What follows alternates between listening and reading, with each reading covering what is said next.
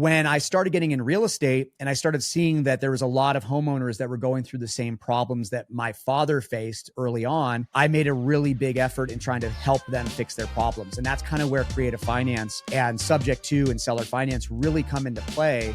Hey everyone, I'm Burton and welcome to PropStream Pros, the podcast where we dive into the lives of real estate professionals who've made it. In each episode, we'll explore how they got started, challenges they faced, and the strategies that helped them succeed, so that you can learn from their journey and apply those insights to your own path. Whether you're just getting started or already building a portfolio, there's something here for everyone. So make sure to subscribe, follow, and join us as we talk to professionals who've made their own success. On this episode of PropStream Pros, Burton uncovers how Jeremy Davis turned early hardship into real estate success. You'll hear how creative financing, smart strategy, and going all in led to a multi-million-dollar portfolio. Hey everyone, my name is Burton and welcome to another episode of PropStream's Partner Spotlight. Today I have a really special guest with me and a really good friend of mine, so please help me give a warm welcome to Jeremy Davis. Jeremy, what's going on? Thank you for joining me today. How are you doing? Dude? What's up, Burton? Thank you for having me, brother. Oh, absolutely. I'm doing very well. I'm really excited to actually have this conversation with you. If I could be honest with you as to why I'm excited, when I first started with PropStream about nearly 13 years ago, I had no idea what real estate investing was. I was one of the few that thought like everything had to go through a real estate agent. And if you did anything outside of a realtor, a real estate agent, you were doing something pretty, suspicious, if anything. But along the way, you realize there's more than one strategy when it comes to real estate. But the one that's always intrigued me is the one that I know you specialize in, and that's creative seller financing. So I'm happy again to have you on because I'd like to kind of dissect that strategy. And I do believe you're probably one of the best ones to explain it to our audience today. So thank you. I super appreciate that. Thank you. So before we get into your real estate journey, your real estate experience, let's kind of take it back a little bit. Back literally to the roots of it all. Where are you originally from? I am unfortunately from Los Angeles. No, I'm kidding. I'm from LA, so when you say it's probably because of our taxes. I don't blame you. Yeah, it's the taxes and the traffic that did it for me. That's pretty much what it was. I live in Utah now. I live in Salt Lake now, but no, I was born and raised in Los Angeles area. We call it the Valley. And then I made my way to Ventura County, and that's kind of where I went to school. Went to school in a place called Moore Park, California. And I called it home for essentially about, 38 years, somewhere around there. Wow. And then when COVID hit, it was time for me to make a change in my life. And so I moved to Salt Lake, and this is where I call home now. Okay. So I want to tie your history with like what you're currently doing today. And that's the creative seller financing. In my opinion, that is kind of like a very unique, not too many people. I would say 1 out of 10 people are probably doing that strategy. Right. So it's kind of like almost going against the grain. Have you always been that way ever since you were a kid? Were you always and I don't mean to offend or say anything, but were you always like the oddball? Were you always the one kind of creating your own lane, going against what the others were doing? Burton, I love that you asked that. That's actually really funny. And this is funny. By the way, guys, you're listening to this. There's no premeditation on these questions, right? Like Burton did not know about what I'm about to say. And so this is really funny. So I was always against the grain, very, very, very heavily. So not many people know this. This is actually the very first time on a podcast I'll say this, but like I have Tourette's. Okay. And so in school, when I was in middle school and I was in elementary school, I was bullied, and you don't see it right now, but like I hide my tics pretty well. I don't have them on camera, but I used to have like a lot of facial tics, right? So I was, doing weird stuff, and the kids would make fun of me. So I actually went into homeschool from 3rd grade to 8th grade. And I remember I was in 3rd grade, I was running away from my parents. I was running away, not getting in the car, not getting on the bus. Like I would not go to school because I hated public school so badly that I went into homeschool. And so my mom brought me into homeschool. At the same time, I have a younger sister. She was in kindergarten at the time. And basically both of us went into homeschool. And this is back in the day when there was no real homeschool structure that existed. Right. And so it was, hey, Jeremy, what do you want to learn about today? And I'm like, I want to learn about guns, or I want to learn about nature, or whatever it was. And so from 3rd grade to the end of 7th grade, I was homeschooling myself and it was bad. It was actually not a good thing. I actually started trading education with the neighborhood kids and saying, hey, if you teach me math, I'll teach you like which mushrooms are edible. Okay. And yeah, this is not a joke. This is not, I've never told this story before. That's wild. Yeah, that's crazy. Yeah. And so I was that dirty kid not wearing shoes, you know, like that's who I was. And then I finally said to my mom, I go, I don't want to be homeschooled anymore. I realize that I feel like I'm stupid. I feel like I'm not where other kids should be. And so I went to public school in 8th grade and, my God, I was a loser. Really? I mean, but that's not to say that homeschooling was bad. It's just that structure that you were in wasn't the best structure. Right. I just want to make that point clear. Yeah. Obviously, yes, it has. I have tons of family and friends that do that. But I love that you're honest about it. Right. But yeah, I just want to make that point clear. It's not the homeschooling was bad. It was just that structure that you were in was the greatest. And on top of that, like at home, all I'm doing is wearing the same sweatpants every day. And I'm wearing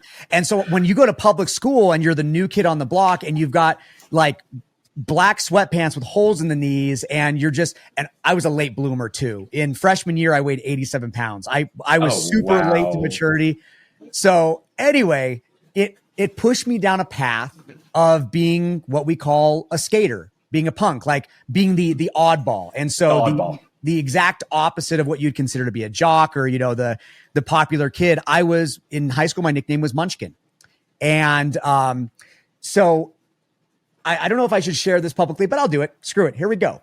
You can always post it. Yeah. In sophomore year, I smoked a little bit of weed. This is before weed was legal. Again, you're hanging out with the punks, you're hanging out with all that stuff. And so I smoked a little bit of weed and some kids at the high school asked if I had any seeds that I can give them. And back then I don't smoke anymore. I've well grown past that, but that's what we used to call swag. Okay. And so everything was filled with seed. And so I give definitely a different time. Yeah. I give 3 seeds to these kids and I end up getting caught and I end up getting expelled. And my parents fought it so hard that instead of it being an expulsion, I ended up being suspended for, I think it was like 2 months straight. And when I came back, this was in high school, correct? Yeah, this was in high school. Yeah, sophomore year. So when I came back to school 2 months later, I realized the teachers were not going to help me get back on track. And also something I failed to mention, when I went to public school, I was so behind other kids that I was put into special education for all the classes and topped my Tourette's and all that stuff. And I thought that that's where I belonged. Well, then I realized that maybe that's not where I belong. I don't have learning disabilities. I'm behind. And if I can try to structure the way that I look at problems and I organize my life better and stuff like that, I can start to excel. And so I made my way from 8th grade to freshman, getting out of all the special ed classes till eventually I was in AP for most of my stuff. And then when I got suspended, it all went to hell. I was failing every single class. I lost all my credits. The teachers weren't doing anything in their power to help me get back on track. And so instead of trying to fight an uphill battle or go against the current, I studied and I took the CHESPE test. And not many of you guys know what that is, but it's the California High School Proficiency Examination. And so I basically proved to the state of California that I have now learned everything that high school will ever be able to teach me up until senior year. And I studied. I took the test. It was a really hard test, but I passed. And then I went to college early on. And so when you ask me, like, do I go against the grain? Yes. When I was a younger kid, that's what I did. But to top it, you asked me about, creative finance and how I got started in real estate a little bit. It also pairs with my parents financially were not the best. And we ended up getting foreclosed on a couple of times. And when I was 16 years old, that was the last time that we got foreclosed on. And my parents really, I'm young back then, so I don't really know the details. I was kind of kept in the dark, but everything before 16 years of age got thrown away. So there's no photos of Jeremy Davis existing as a kid, as a baby. It's all gone because we got kicked out of the house and were basically fully pushed out. And so when I started getting in real estate and I started seeing that there was a lot of homeowners that were going through the same problems that my father faced early on, I made a really big effort in trying to help them fix their problems. And that's kind of where creative finance and subject to and seller finance really come into play. Is you're not just buying properties at discounted rates, but you're helping homeowners solve issues that they may not have had if you didn't bring them that information or that education. And I sometimes sit there and I go, I wonder if someone like me had knocked on my dad's door, would it have been different? Would I have all my childhood belongings? Would I have had time to stay in the house and not get evicted? And I remember the sheriff was outside and had us, literally everything got pushed outside. Whatever we can grab was on the front lawn. And to make matters even worse, my parents hired a trucking company, a moving company, to put everything in a truck, and my parents couldn't afford to pay them. So everything got thrown away by the truck. So literally nothing exists. And so, yeah, it's a vulnerable question, or it's a vulnerable answer that I just gave that I've never really said on a podcast. But I think it's important to know that there are people out there that are looking for help, and creative finance is a really great way of doing that. I have a question, and thank you so very much for sharing that very sensitive information of your history. And I think you kind of were leading on to it. Am I assuming this when I say that every transaction that you deal with, you look at it in that lens of, hey, this is kind of like what I went through, and I want to prevent that from happening with this homeowner, their family? Yeah. Burton, every deal that someone is going through financial hardships, that's exactly how I approach it. That's like literally every person we buy a property from, or we help them out, we always make sure to get a testimonial. And every testimonial is like a story all of its own about how we help them and how we help them get out of that situation and how we help them go into the next chapter of their life, whatever that may be.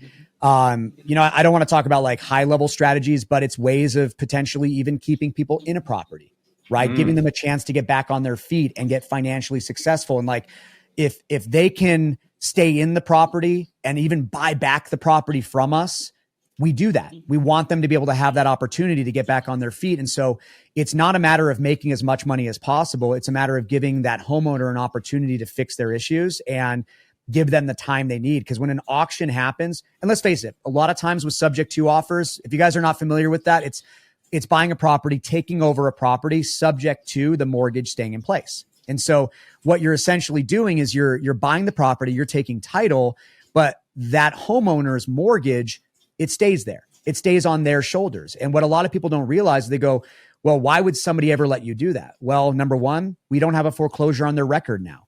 Number two, we are now making payments to that person's mortgage. So their credit that's been damaged by not making mortgage payments or paying their credit card, we are now improving their credit faster than any other way possible to get them back on their feet. Or, I'll give you a good example. There was a family living in a property here in Utah that the mother passed away. And so the mortgage was on mom's name. It wasn't on their name. So the son who inherited the property, the mortgage was never on his name, but he wasn't able to make the payments to the property. And so what we did is we bought the property from them. We took over the property subject to keeping the mortgage in place.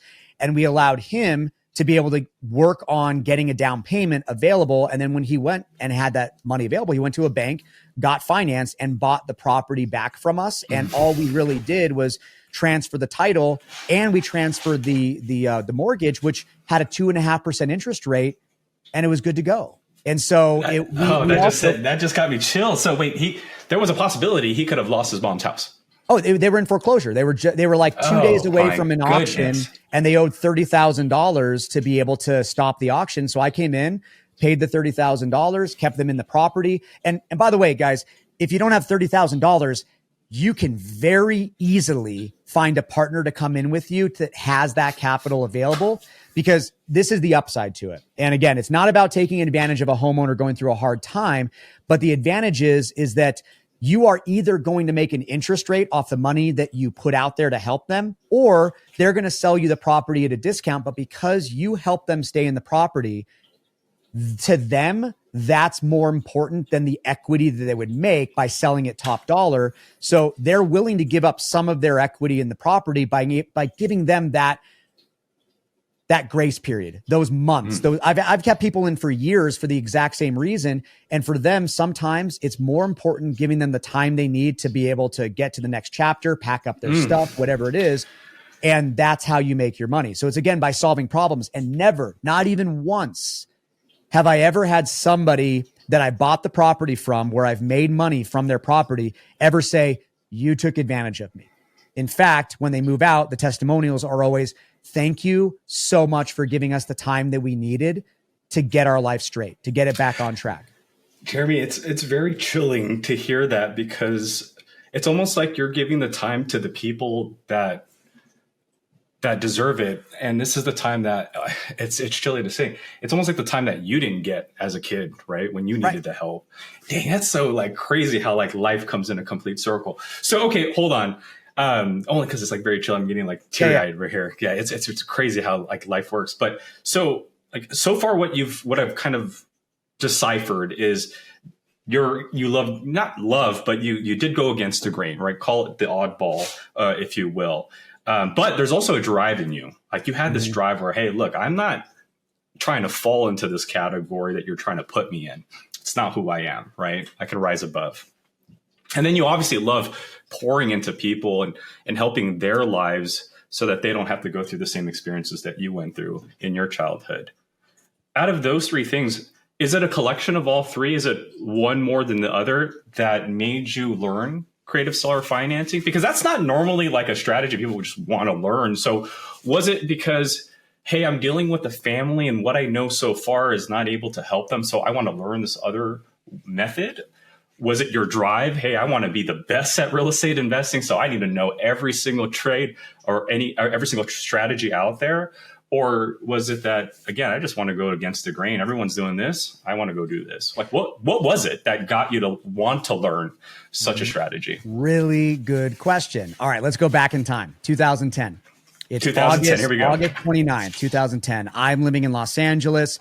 I have a motorcycle. I'm riding in the canyons of Malibu. What type of bike first? We got to get the details right. It was a CBR 600RR.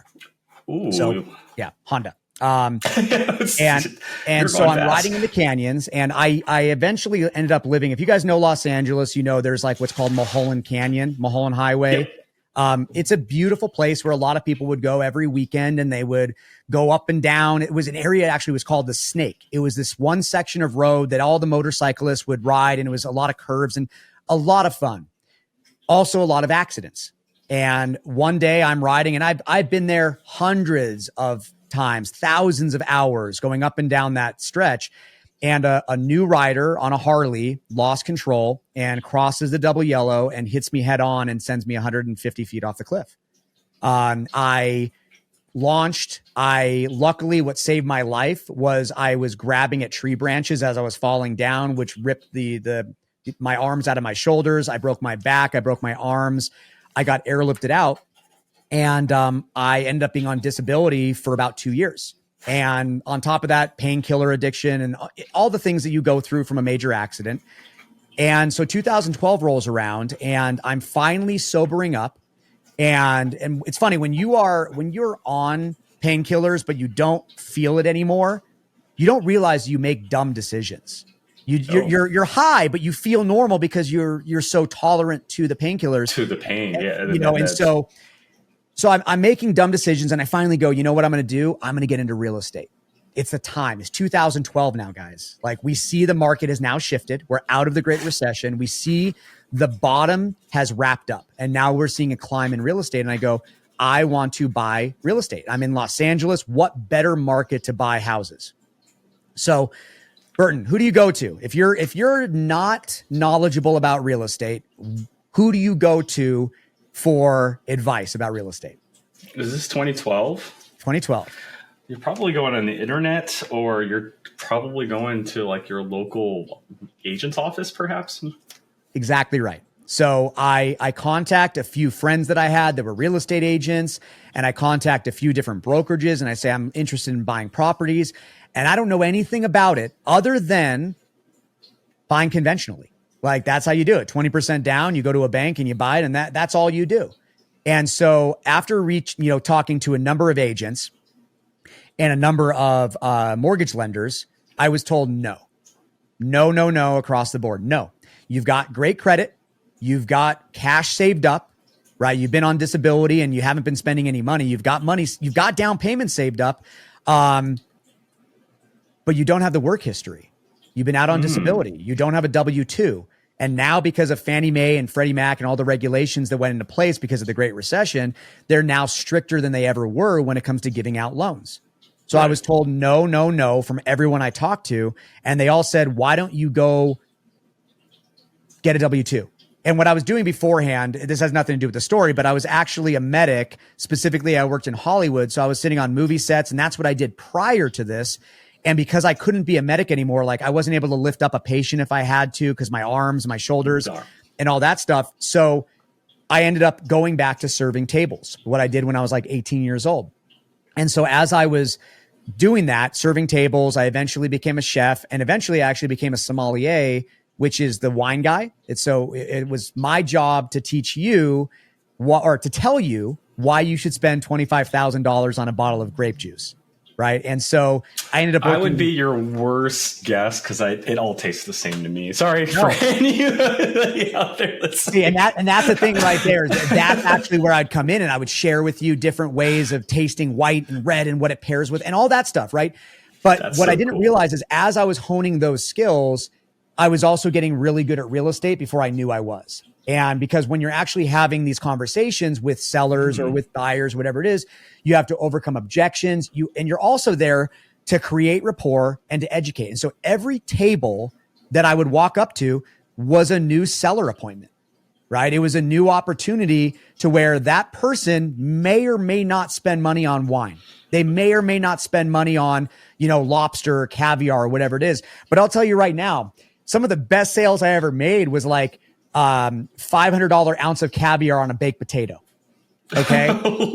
Yeah, you're laughing at that's a weird mix. I baked potato caviar. That's not my palate. You wouldn't think that, but here's the thing. This is where when I talk to a lot of my students in real estate now, they go, why would somebody ever agree to that deal? Why would somebody ever sell their property on those terms? Why would anybody ever give up equity on their home they've lived in for 15 years? And the answer is you didn't ask. And I never would have, that person would never have said, hey, do you happen to have any $500 caviars that I can put on a baked potato? No. But I would then say like jokingly to someone who is a multi-millionaire coming into my Malibu restaurant, I'm going to make a joke and I'm going to say, hey, you know what? We've got this caviar. It might actually go great on a baked potato. Why don't you give it a try? And they go, you know what? Why not? I'm here to have a good time. Let's give it a try. Or if you know cognac, there's what's called Louis Trey or Louis the 13th. And it's a very expensive cognac. Well, I think my best cocktail that I ever served was like a $350 cocktail of Louis the 13th and Coke.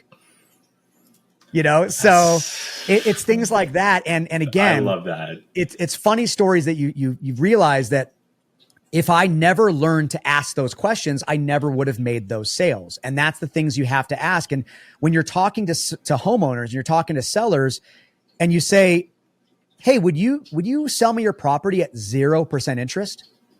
Now, Burton, you would go, why would I ever do that? And anybody with a logical mind might say, why would I ever do that? But the house I'm living in right now, this is a 6-bed, 4-bath house at a 2.27% interest VA loan that I said, hey, why don't I take this over? I'm going to put some money in your pocket down the road. And in 10 years from now, I'm going to pay you the remainder of your equity at 0% interest. And so this house that I'm living in Salt Lake, I converted my basement into a studio, into my office. So I'm able to leverage money that'd be made off that. So I'm making more money off the space that I normally would have been like, what do I do with the basement? And so, it's a matter of identifying opportunities. And that's every conversation that you have with a seller. Those are the things you have to keep your mind, just ask the questions. It's not going to hurt. It might actually help you. And they might say, yeah, I'm open to that conversation. And so going back, like I said, I became a server. And as I was serving tables and as I was a chef and as I was a sommelier, I was still learning about real estate. But I never found the urge. I never found the actual fire under my butt to go all in on it because I was loving restaurants. I was loving cooking. Was real estate always a thing in your head? Like when did like the idea of like real estate come into the play? Was it when you were a kid? And I could say, and I hate to bring it up, I know it's a traumatic situation, but could it have stemmed from that foreclosure that you experienced, right? Could have there been a child that says, hey, you know what? I don't want to lose a home. Instead, I want to acquire homes. I'm just wondering, has the real estate thing always been there, or was it while you were serving, you were like, hey, there's this thing called real estate I'm interested in? I think it was the entrepreneurial. It was the entrepreneurial side of things. And it was the right timing at the right time in my life where, it was when I was younger, before I was ever a medic, you always think to yourself, like, I would love to own a home. And I think that because I constantly saw my parents struggle with owning a home or keeping the home, that was probably like, I never really actually consciously thought about that. That was probably a seed that was planted about a goal of mine will be achieving the success that they never could, would be buying a home, right? The American dream. And I think that's where it started from, but it never really became a passion until I started learning about the problems that my parents faced. I could actually fix that for other people. Which is, again, this is where how crazy life works, right? You've experienced at the age of 16 a foreclosure. And that's, if we talk about it twice, exactly. And that's due to, again, the financial challenges that your parents faced, right? They at the time couldn't, the financial burden was just too much. It caused the foreclosure. But fast forward, here you are today preventing foreclosures through means of using unique financial strategies. Do you see like that? To me is very, it just sends the chills up my spine. So, okay. So in you serving tables, you end up wanting to get more into real estate. When did you finally go head into the water? Like, okay, we're doing this. And what was the first strategy that you implemented? Because correct me if I'm wrong, but it wasn't a creative seller financing strategy, was it? No. I'll tell you about my first deal, but where it first started, where it finally was the time to do it, it was COVID. I had been throughout the 2012 to 2019. I still had interest in real estate. I was still learning about it. I was helping out a couple of friends that were flipping in Los Angeles, and I was helping out on the construction side a little bit because I did want to be involved still. It was something that was really important to me, but I never went all in on that. And then when COVID hit, it's funny. I was working at a restaurant that I will not name, but it was probably one of the most famous restaurants in the world. In Beverly Hills, #1 restaurant out there. It's been around for years. The celebrity chef is a very big celebrity chef, and when I found my way there, that was the pinnacle of the business. I can't go any higher, really. Right? The only place I can really go higher would maybe be like Abu Dhabi, somewhere where it's just nothing more than billionaire oil czars every day, something like that. But I'm working in the tip top restaurant that you could ever go. Michelin star restaurant, fantastic. And it wasn't what I wanted. It was not what I wanted. I thought that I got to where the ultimate goal would be, and I was very unhappy. It was toxic. Everyone that was working there was abusive towards each other. It was again, it's people that were all fighting for a scrap. And it was some place that I just knew that I did not want to work for long term, but it really sucked because it's like, I know I don't want to work here. It's Los Angeles. To go 20 miles takes 2.5 hours, right? From rush hour. Yes. So that's so true. I was actually tearing up multiple days, just like when I was like in 3rd grade that I would cry and run away from my parents and not want to go to school.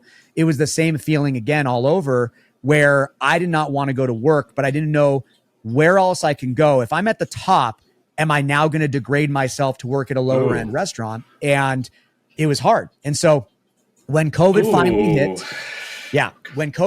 hit, that was the kick I needed. That was everything shut down in Los Angeles. And I was sat there. That card was forced on you. Yeah, your biggest fear essentially was forced on you. And that's actually, I want to lean on that a little bit, because that's actually, I think that's a very common fear. I think when people get especially a lot of people I speak to at events or just in my day to day, when it comes to whether it's getting into real estate or getting into the next thing, one of the biggest fears is that am I downgrading myself by doing what I want to do, what I desire to do. And I will say this, can I just ask you an honest question? If it wasn't for COVID, would you still be there today? I don't know. Burton. I don't think I would be there. I think I was so unhappy that I would eventually realize this is absolutely toxic. I was already talking to my wife about, HR complaints, filing lawsuits against some of the abuse in there and everything. To make matters even worse, like I made my way up to a management level, and I had some of my staff approach me about some illegal activities that were going on, and it was my duty to report it to the upper management, to the ownership. And I became a whistleblower, even though unintentionally I did. And then it all went downhill from there. You became a target pretty much. You became public enemy number one at the restaurant, especially from an ownership perspective. They're probably like, who's this guy trying to destroy our brand? Right. Exactly. So. And that's something, again, for me, you say, do I go against the grain? That's also been something that I've always been overly passionate about is I'm about honesty and I'm about truth, right? And that sounds so stupid. That sounds like I'm literally like a superhero. Cliche, but no, it's something that people do not realize is very important in today's world. You pick up your phone, there's so much negativity out there that it may sound cliche, but brother, I'm telling you right now, I think it's one of the it's a dying trait. And so I'm happy that you're willing to go against the grain to make sure that right is being done. So that's an honorable thing. The hardest part very proud of yourself, is that in this industry, in real estate, not only are there a lot of cutthroat players out there, but everybody is taught that if you're going to be a wholesaler, okay, everybody hits their first wall of insecurity is that what do they say to a seller if they're not really buying deals? How do they say I'm a buyer, I'm a cash buyer if they're not? And there's already a level of imposter syndrome early on, right when you start in this business, that you now have to fake it till you make it. So from day one, you are indoctrinated with the idea that lying is okay. And then what you start to see gurus out there, people that are influencing on social media and stuff like that, where they're either sitting on their hood of their Ferrari, or they're talking about they're buying properties with no money of their own. And a lot of the newer investors think that is the definition of success. But what you don't see is that there's lies happening everywhere behind that camera. Social media is not real. You're absolutely right about that. And so for me, I will say this is something that I actually do struggle with, is that I have been damaged by other gurus. I've been damaged by people that I've trusted, that I've thought that were there in my best interest when in fact they were just making money off me. That every challenge that I did early on, it was nothing more than an affiliate push to use their software so that I paid money towards their software. And that's kind of like a stance that I've made early on, is that I don't want to guide anybody that might be below me, whether they're one deal behind me or 1,000 deals behind me, that I want to try to help people be able to learn about real estate the right way to do it.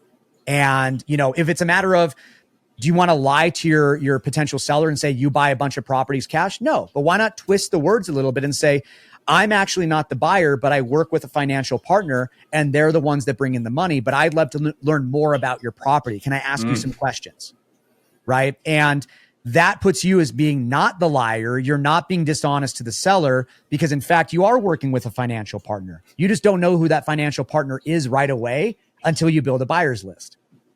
Yeah, absolutely right. I agree with that sentiment. Honesty is key. Like, it's definitely a very, very important thing here, especially, again, you're dealing with people, as we experienced from your childhood, people that are in a very tough situation, and the last thing they need is someone not being truthful with them.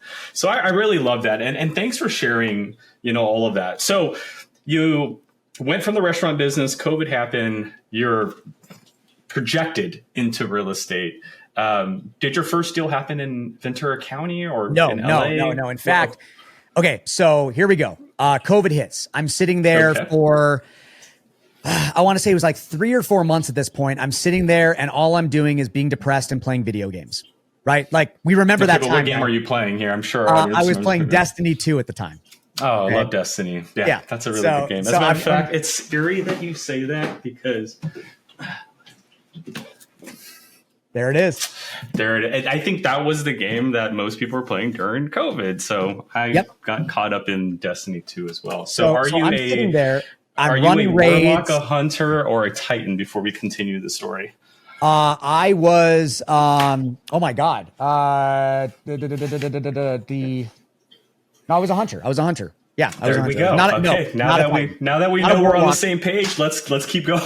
Yeah, I know I had a couple of alts. Okay, so anyway, but back to the whole point. So I'm running raids in Destiny, and I'm having fun. I'm playing with people online, and you guys, let's politics aside.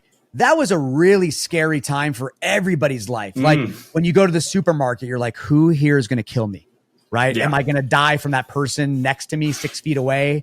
And it was a very weird time. And for me, I didn't know when I was ever going to go back to work, right? Like when were they going to open up a restaurant in Beverly Hills? When was hospitality was hit the hardest out of COVID by far. And so I will tell you this, if COVID never hit, I probably would have moved to Las Vegas. And the reason being is that Las Vegas would have allowed me the ability to start building retirement while still staying in hospitality, because I could work in the unions, I could work in the hotels and start going in that direction. That would be the only thing one step up. And luckily the restaurant that I was working in Beverly Hills also had one in Vegas. So if that gives it away anymore, then, congratulations, you figured it out.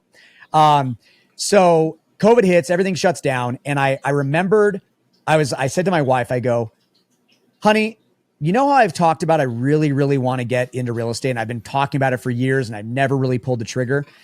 What if we just go all in? And I have an idea. I have a theory here that we are unhappy in Los Angeles. We don't really relate to Los Angelinos very much. Our politics don't really align. And you see I'm wearing a camo hat.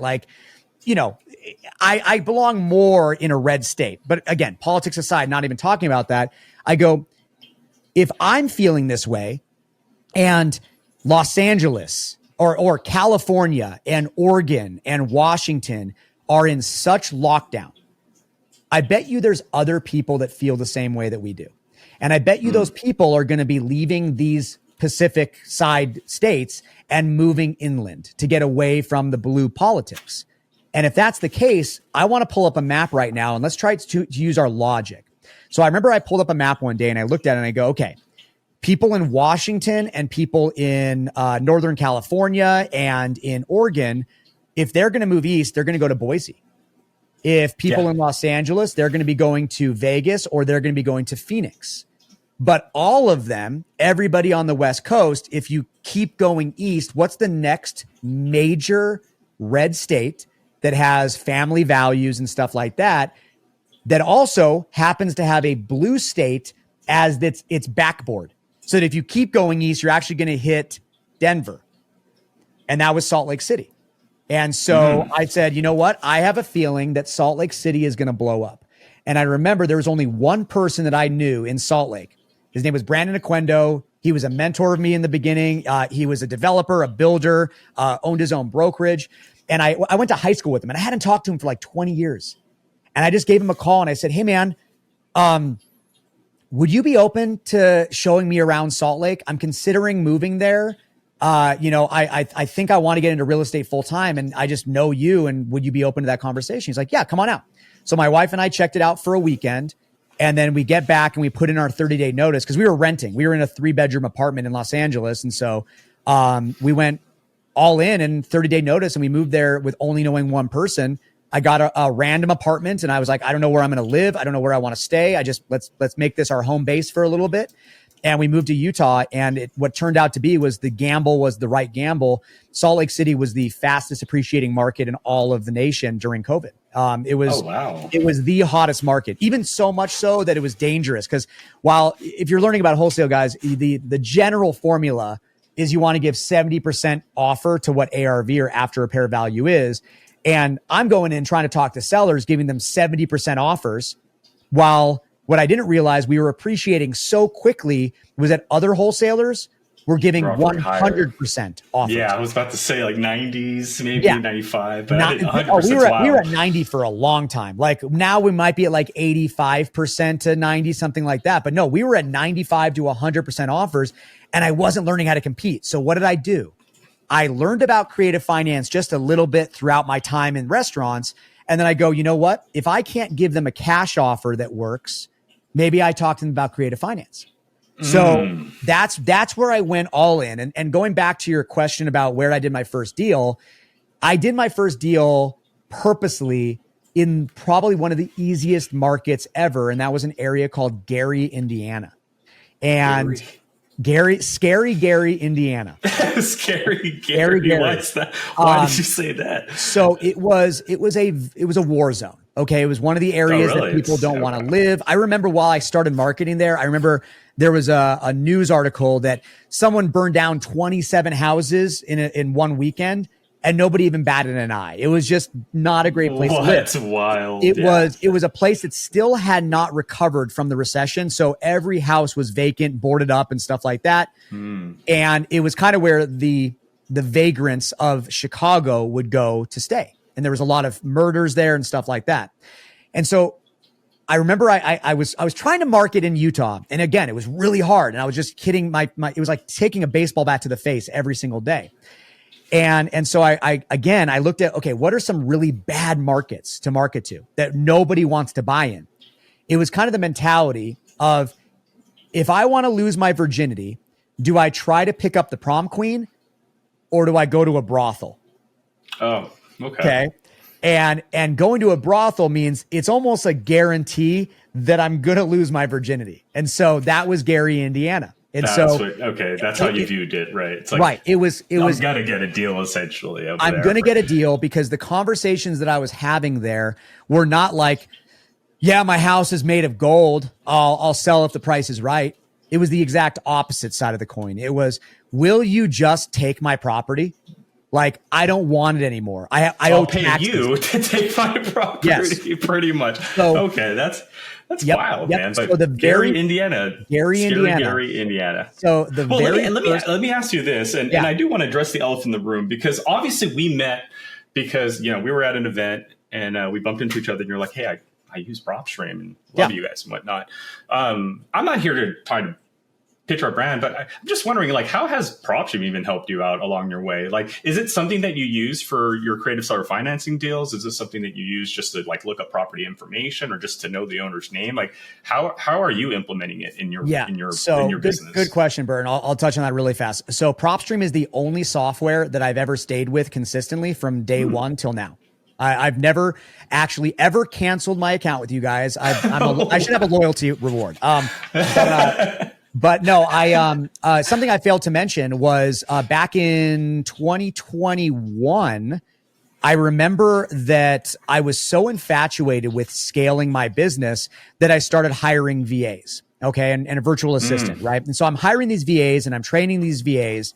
And then I remember I worked with like a small agency, and the VAs that I was hiring from that agency became their top performers. They were getting the most leads. They were qualifying the most deals, all that stuff. And I remember the owner of that agency, her name is Andrea.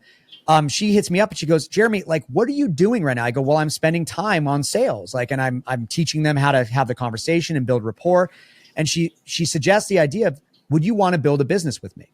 So I actually built an entire virtual assistant agency. We had a business in Zambales, Philippines. We had 100 agents under one roof, and we started building out a lot of clients. And that's one thing that I will say is that why I think that I'm above most people when it comes to understanding marketing and sales is that not only did I have hundreds, if not thousands of clients that were hiring us from a virtual assistant side, but I was helping them close deals. I was like, hey, I want you to look at me kind of like a fractional closer. I want to be there to help you. We can JV deals together. But when I worked with them, I worked with every software across the board. Every type of dialer, every SMS blaster, every data aggregator, everything there was, because when they would come to me, they were all using a hodgepodge of whatever the last guru told them to pay for. Right. Sometimes it's a public website. Yeah, there's a lot of products out there. Yes. Absolutely. And the one that I will say that had the highest level of success for most of the clients for data aggregation was using PropStream. That you guys had. Let's go, dev team. It was not a matter of the data. I want everyone to be clear on this. It's not a matter of the data, because data aggregation is, whether whatever. I'm not going to name other competitors out there, other softwares out there, but it's all the same data. Okay. But it's how you can organize that data and the user interface on how you can really maximize your research and I'll be straight. The ability to be able to be on a call with the seller, and when they call you up and you're answering the call and you can immediately just copy and paste the address, put it right into PropStream, and now you get the information about their mortgage, their debt, their interest rate, the owners on title, history of the MLS listing, whatever it may be. You now have an inside secret weapon to be able to have that conversation with the seller or with the agent, where you go, so, why don't you tell me about the mortgage? It shows here you've got a 2.5% interest rate. Like, how long have you had that mortgage for? And they go, holy shit, how do you know this? And you just have this information available. And that is what gives you the ability to make an offer on the fly on the very first call if you needed to where That's you can so very interesting quickly. Too, how you said that, because most people that use PropStream are using it to comp a property lead gen. And I like how right now, as you're explaining it, the first thing you're explaining is the mortgage section of the property, because again, it's very important to the strategies that you implement, which is creative seller financing. Now, I want to get a little on the personal side. You mentioned earlier, you said wife. Take it you're a family man. Do you have, besides obviously your lovely wife, do you have kids? I do. Thank you. Awesome. So that's another little side story, guys. If I will say this much, real estate is what provided me the opportunity. This sounds so stupid, but it's what provided me the opportunity to have kids. And I'll let me really quickly say with this. Explain my that. wife and I, when we first met, we had no desire to have kids. We lived in Los Angeles. We had no reason to bring another life into this world. We're sitting in traffic for 2 hours a day. It just wasn't the lifestyle that we really wanted.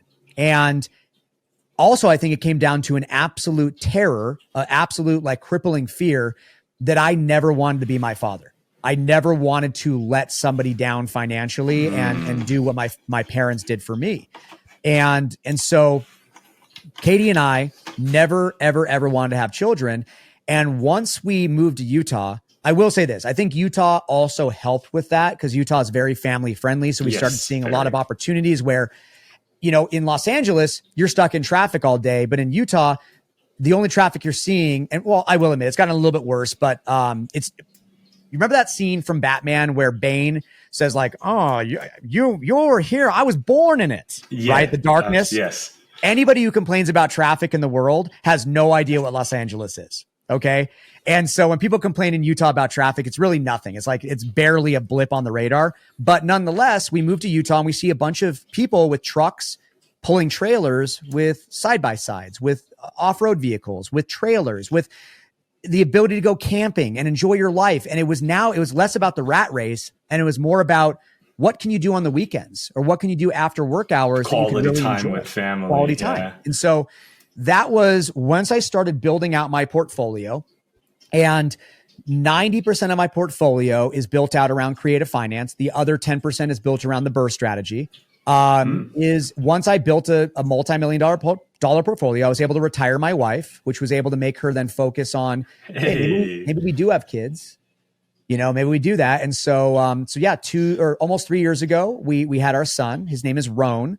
If you're not familiar with that, Rhone is a region in France that's a wine region. It's more of a red wine. So it's a red wine. And we just had our daughter about 2 weeks ago, and her name is Riesling, which is another wine. It's a white wine. Congratulations. Thank you. So Rhone and Riesling, and their middle initials are A, last name Davis. So both their initials are Rad. That's something I have to. I love that. Jeremy, let me ask you this. First off, congratulations on the new addition to your family.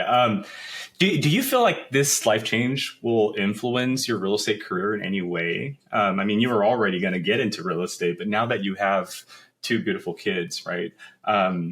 How do you think that's going to impact you in your real estate going forward?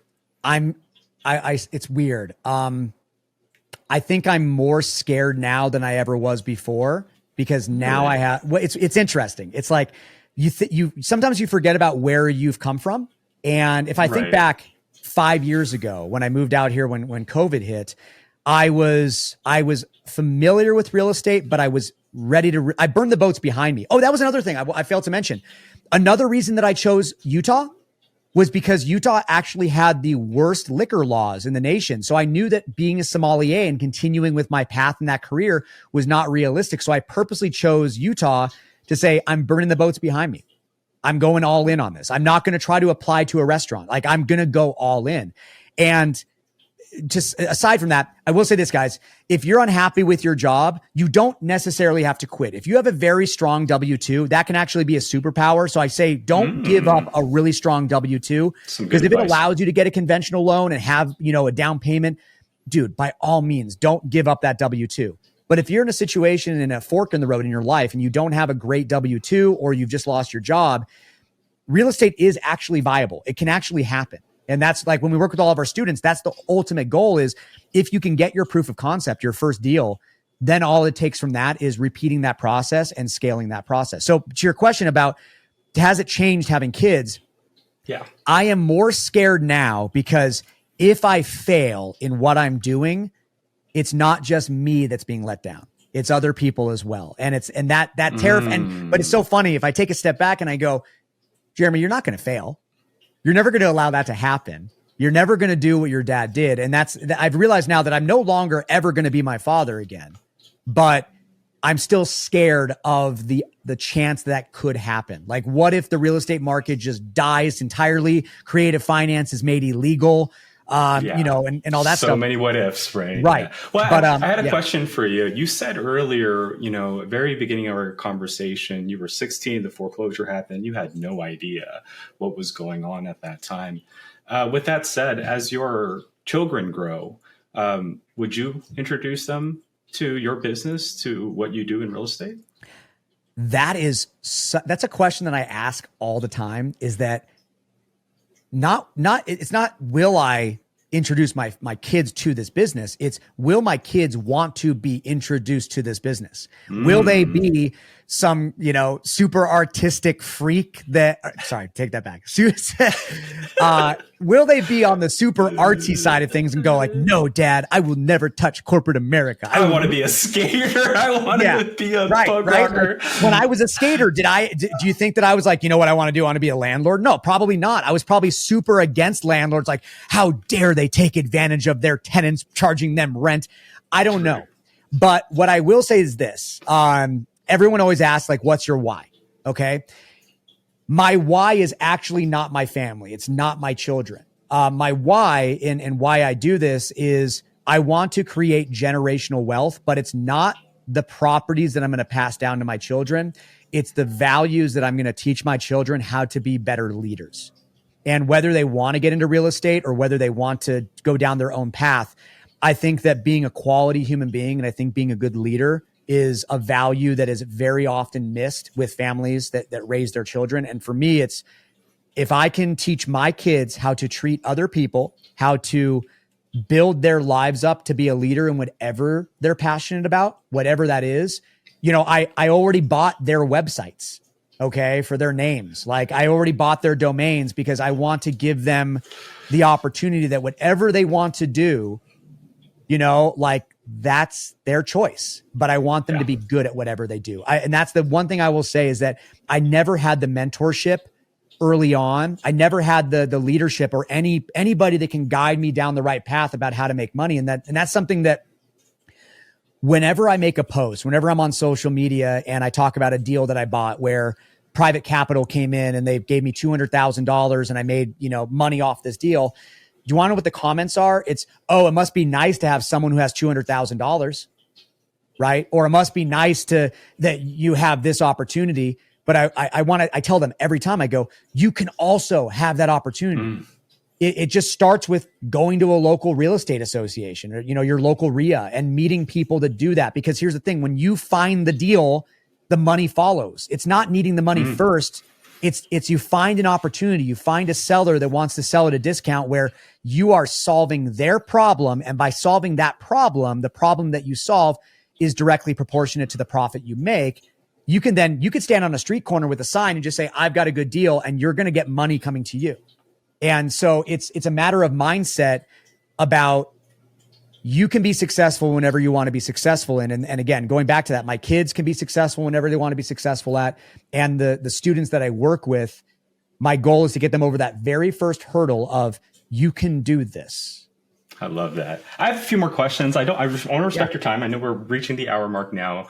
I don't want to keep you too long, but I just have a few more questions I'd like to ask you because this is really, really cool. One, what advice would you share with other new parents who are just beginning, that balancing in real estate life? Like, what advice would you give in terms of how to juggle that?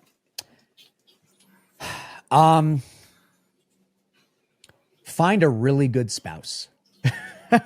Or no, I take that back. Like if you're a single mother or single father, like obviously you don't have, the support structure that I have. So I'm blessed for that reason. But, Burton, I don't know if I can give an honest answer there and like try to sugarcoat it and say like, here's the best advice.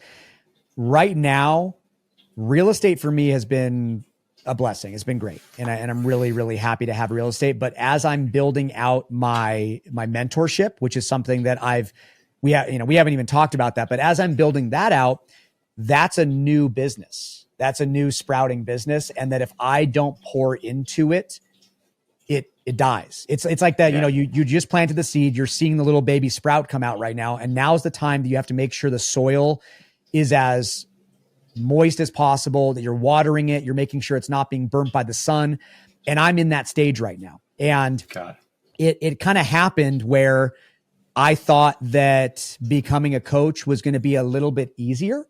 And truth be told, I love teaching. I love coaching. But when I first made my very first announcement about getting to become a coach, all the people that follow me, all the friends and the family members and the people that have been following me for years on my journey, they were immediately happy to schedule a call with me about coaching. So I remember the first post I made, I had like 112 people book a call with me. And I'm like, oh my God, this is going to be so easy.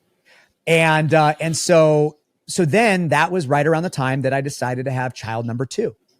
And so I'm like, this is going to be great. The real estate business is on autopilot. We're locking up deals. We're building our portfolio. Now I can focus on my students. And so when I made that transition over, that's when we decided to have number 2. And so 9 months have gone by. And what I didn't realize was that very first post that I made, that was to the people that cared about me. Those were the people that followed me on Facebook or Instagram, and they were on the journey the entire time. But once I did that, it was like squeezing out the sponge. The first time I squeezed out the sponge, I got the most amount of opportunities. Then the second time I made the same post, crickets. And I go, oh my God, should we be having this kid? Right? Yeah. Like now, so when I say to you to not try to sugarcoat it or not lie about my answer, I am in a tough spot right now where if it wasn't for my wife being as amazing as she is, I probably wouldn't be able to pour into my business as much as I can. The fact that you and I can sit here right now on this podcast for an hour while she has a 2-week-old that is still in that potato phase, they're not making eye contact. They can't lift up their head. They're literally they're just swaddled all day long. Yeah. She's giving me this opportunity. And so it's a matter of, if your spouse understands the sacrifices that they need to make and the sacrifices that you need to make, my goal here is to get out of this grind phase for the my coaching program, the investor semester, is to get out of this grind phase as fast as possible and have it be once again on autopilot where students will want to work with me, where I don't have to dance on camera in front of TikTok to try to be like, you should work with me. And so that's my goal right now. But again, you've done this before. If you build a business once, you'll build a business again. You know what the path needs to look like. And right now I'm just in that grind phase again for something new that I'm passionate about. I love that. So these are my last 2 questions, and then I'll let you about your day. I know you got a family to take care of here. My second to last question is, you kind of led on to it earlier, but what does wealth mean to you?